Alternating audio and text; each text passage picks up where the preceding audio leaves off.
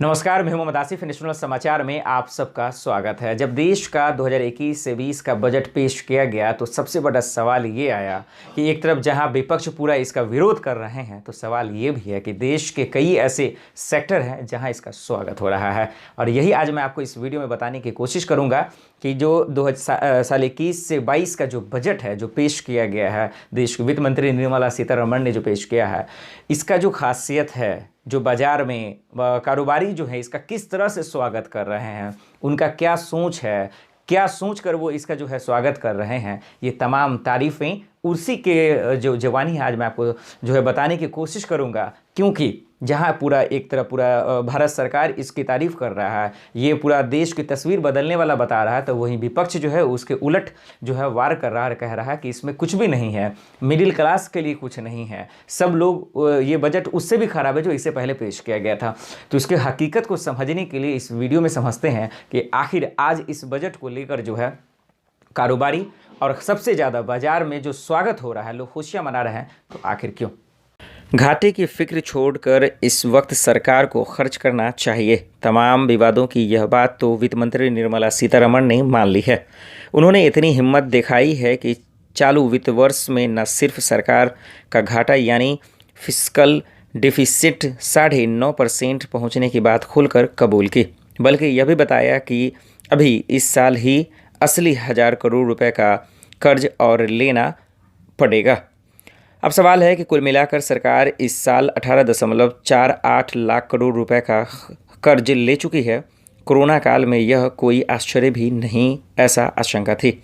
हालांकि ज़्यादातर विद्वान मान रहे हैं और अंदाज़ा लगा रहे थे कि यह आंकड़ा 7 से 8% के बीच रह सकता है, लेकिन संशोधित अनुमान में यह 9.5% तक पहुंच चुका है। अगले साल जब बजट आएगा तभी शायद पता चले कि बीते साल का घाटा दरअसल रहा कितना।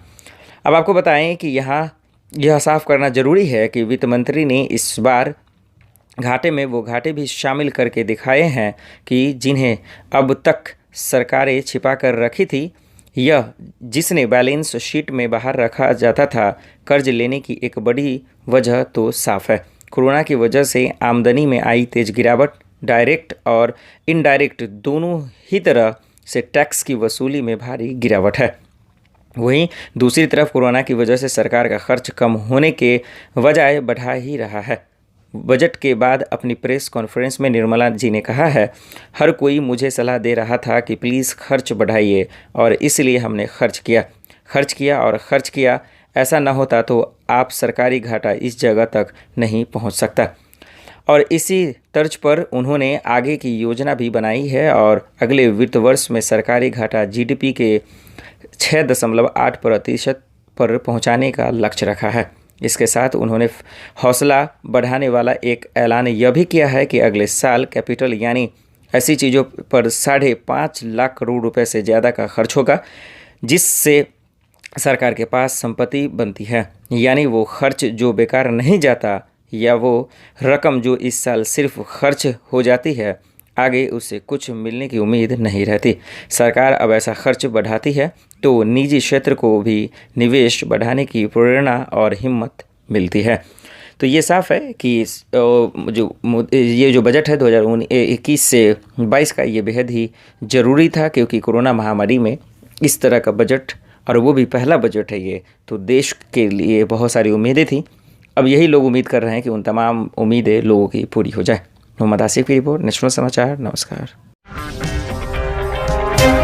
अगर आपको हमारा वीडियो पसंद आया हो तो इसे लाइक करें, हमारे चैनल को सब्सक्राइब करें और हाँ, बेल आइकन दबाना ना भूलें, ताकि आप तक हमारे वीडियो की नोटिफिकेशन पहुंचती रहे।